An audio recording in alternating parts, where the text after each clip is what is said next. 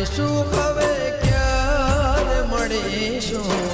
ક્યારે મળીશું હવે ક્યારે મળીશું આવતા જન્મારે પાછા વળીશું ઓહો ક્યારે મળીશું હવે ક્યારે મળીશું ક્યારે મળીશું હવે ક્યારે મળીશું આવતા જન્મારે પાછા વળીશું